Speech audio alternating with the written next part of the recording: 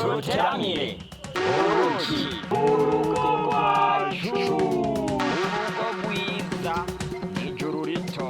Mugenzi urahawe ikaze mu kiganiro cacu co kuri uno mugoroba, mu mwanya udasanzwe kugira ngo duteramire urugo rwacu nk'uko twari twabivuze mu cigwa caherutse. Icigwa tugiye kurabira hamwe kivuga ngo uburanga burondegwa ku muhungu agiye kubaka. Uburanga burondegwa ku muhungu agiye kubaka nico cigwa cacu co kuri uno mugoroba.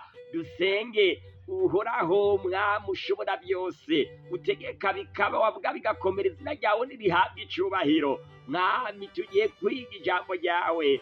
Mwami ndasenze ndagusaba ngo hamwigeme canke umuhungu, abakuze n'abana bato bose bagiye gukurikira kino cigwa kugira ngo twese dutahuze mw'izina ry'umwami wacu Yesu Kristo, amen. Mu cigwa cacu giherutse twari twabonye uburanga burabwa kugiye kuba umugeni. None mu cigwa cacu c'uno musi tugiye kuraba uburanga burabwa kugiye kubaka, ku musore agiye kubaka. Ntago turi buvuge vyinshi kubera yuko twarabivuze mu cigwa giherutse, ariko gusa ico nobibutsa ca mbere nuko iki cigwa kiraba abantu bose. Abavyeyi baragikeneye kugira ngo baronke ibyo bahanuza abana babo, kandi abasore baragikeneye kugira ngo bamenye uko bitwara, bamenye ico bakwiye kuba koko,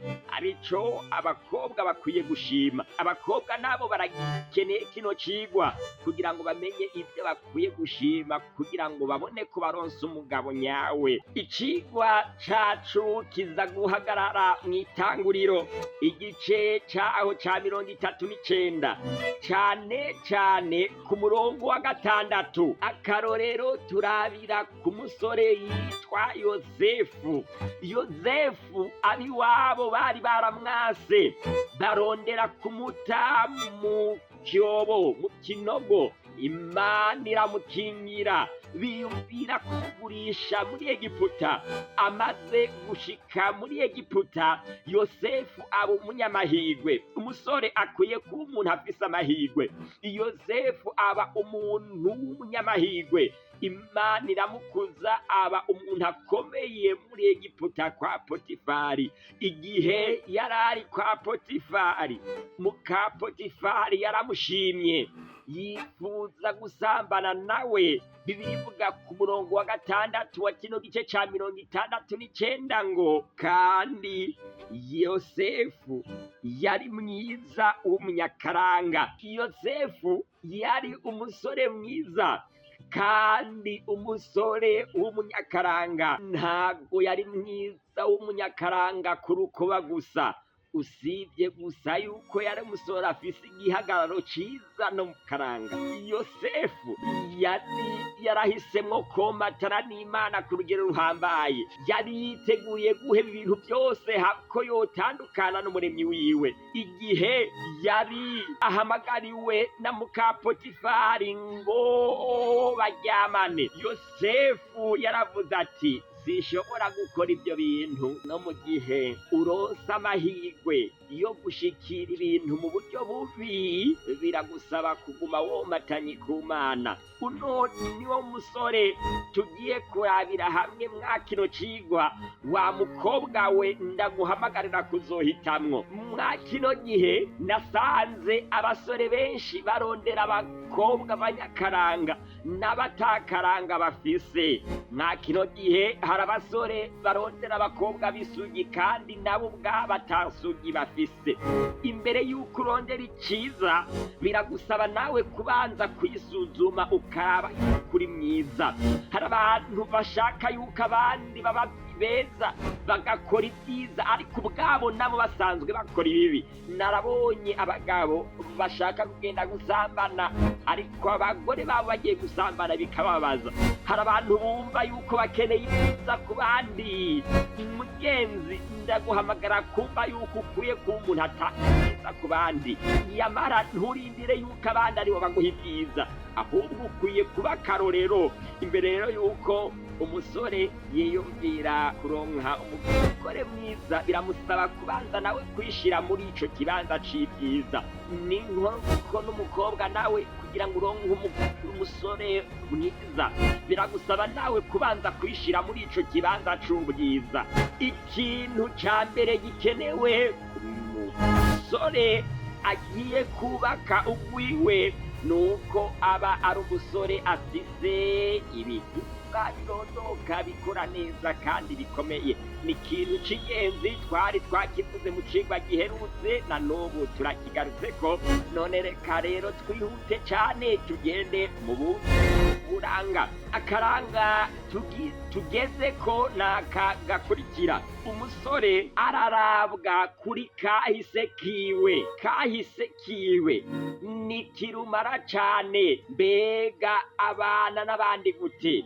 Ni ivyahe bikorwa vyiwe? Mukobwa, mu gihe haba haje umusore kukuresha, ukwiye gusenga Imana kugira ngo ikwereke uburyo umenya kahise kiwe, kubera yuko hari ukuntu abantu biyorobeka, abantu bakihisha, yamara mu gihe runaka ibyo yaciyemwo bikagaruka. Mukobwa, banza wige kuri kahise kiwe. Ubonye kahise kiwe ari keza, ubone kumuhitamwo uwo muntu. Niwabona naho atari keza, ubanza urondera ibihamya Imana ikweretse yerekana yuko uwo muntu yahindutse koko. Mbega kahise kiwe karanzwe no gukora ibyo Imana igomba, canke karanzwe no guhonyanga amategeko y'Imana? Mwibuke yuko ibikorwa by'umuntu byakahise naho umuntu yokwihana, yamara ingaruka z'icaha zozo ziraba. Utegerezwa kumenya kahise kiwe, kandi mu gihe mugiye kubana ukemera neza yuko uzokwihanganira mu gihe azoba ariko arashikirwa n'ingaruka z'ibibi yagendeyemwo muri kahise. Akaranga ka kabiri karabwa naka: urukundo akwereka ni ugukuri. Ni byiza kubana n'umuntu ukunda nawe agagukunda. Si byiza kwigira umuntu wiyomekera ku muntu. Abasore baracuzuye, barahariwe umutima. Niwasenga Imana wizeye ntabwo izomukwima, ariko ntiwizirikire ku muntu ubona yuko atagukunda. Umuntu akurya amakorosi, umuntu yama yakubeshe, aguma gupa, ukumva yuko ibyo bintu ari kinyoma, ariko ukaguma umwiboheye. Suzuma neza, senga Imana kugira ngo iguhishurire, ikwereke koko uwo musore aragukunda neza. Kindi gikurikira ni imico yiwe. Imico ni ikintu gikomeye cyane. Kana babasore sanga arabatwara ukwiye kuraba umuntu yamenyanye na Kristo, umuntu asenga kandi w'umukristo, atari babandi bahinduka kubera yuko ubibasabye. Uje kundesha, jewe ndi umukristo, sishobora kubana n'umuntu atari umukristo. Nawe agaca yemera akaza kubatizwa akihana kugira ngo gusa agushikire.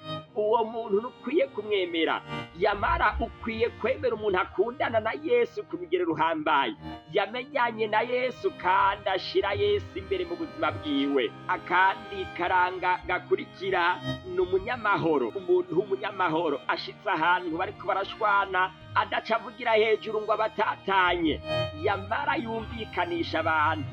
Amajambo yiwe aremesha, kandi amajambo yiwe yubaka, ahanura kandi yitwara neza. Akandi karanga atanga umwidegemvyo. Hari abasore usosanga mbere atanguye no kugukubita ataragutwara.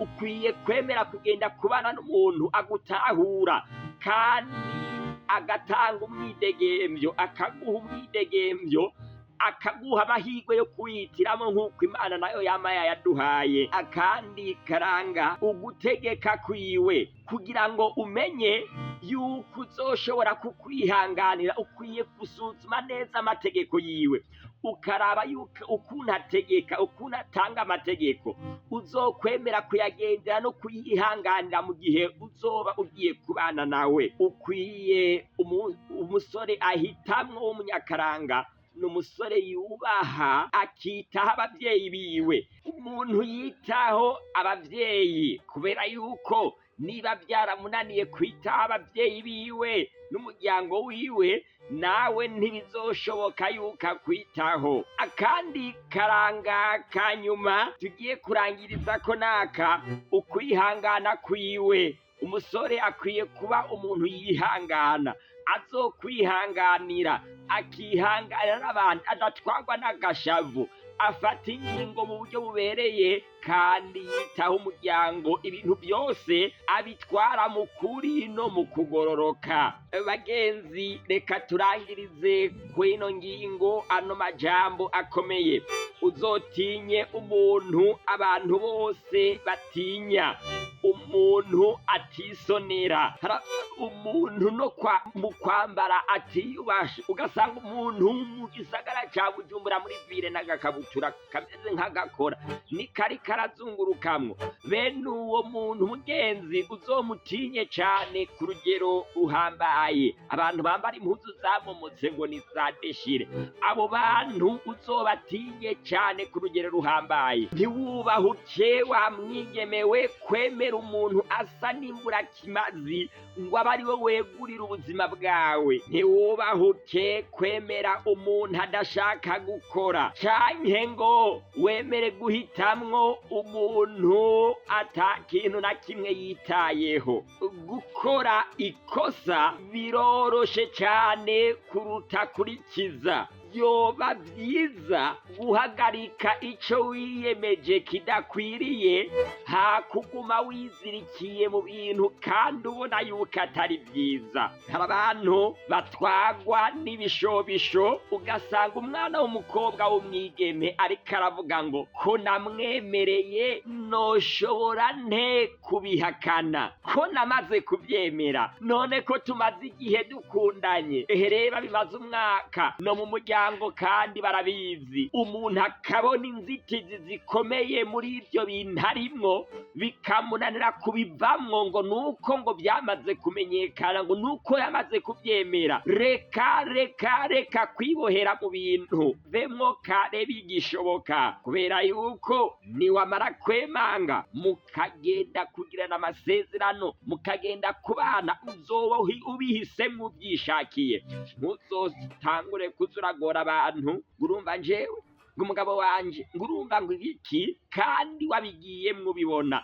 Abigeme bacu bagomba gutuza bagasenga Imana, kandi Imana izobaha abagabo nyabo. Mugenzi, ndagira ndangize ndakubwira ngo wopfuma wigarura kubwo kubaha Imana, aho wogumya isezerano wagize rigatuma umara amazi umuremyi wawe. Abarundi bavuze ngo guhusha umugore ni guhusha itunga. Nagira ndakubwire ngo guhusha umugabo ni guhusha ijuru. Senga Imana igufashe guhitamwo. Murakoze kuba mwakurikiranye ikiganiro cy'uno munsi. Nizera ko gushika ubu abasore baramaze kumenya uburanga bazoraba mu guhitamwo, kandi n'abigeme baramaze kubona uburanga bazoraba mu guhitamwo abagiye kuba abagabo babo. Nanje murashobora kwemera tugasangira isengesho kuko turangiza kino cigwa. Uhoraho Mwami, urakoze cyane ko wemeye kubana natwe, kandi ukaba umaze kuduhishurira buno buranga. Mwami, izina ryawe nirihabwe icubahiro. Ntuduhe guhitamwo neza, kandi ingo z'abasore n'inkumi bacu zizobe amajuru mato, ingo zituma ubwatsi buzobona ubwami bw'Imana, abana bakazobona ubwami bw'Imana, kandi ingo zihindura ishengero, zikomeza ishengero, ingo zihindura ikibano kigakomera, ingo zituma haba umunezero n'urukundo aho ziri hose, izina ry'umwami wacu Yesu Kristo, amen. Mugenzi, ukaba uri mushasha mu gukurikirana bino biganiro, ndagira ndakwibutse ntiwibagire kugenda udakikanda kuri subscribe, following, abone, bivana n'urubuga uri canke ururimi uriko urakoresha mu kudukurikirana. Niba wafashijwe n'ikiganiro ushobora gukanda like kugira ngo ubitwereke, like jeme. Ufise ikibazo canke ikindi kintu wifuza gushikiriza, nucandike muri komanteri. Ntiwibagire gukora partage kugira ngo bino vyigwa ubishikane no ku bandi. Yesu aguhe umugisha, Yesu aguhe kwama mwizeye ibihe byose. Mwakire ijambo ry'Imana.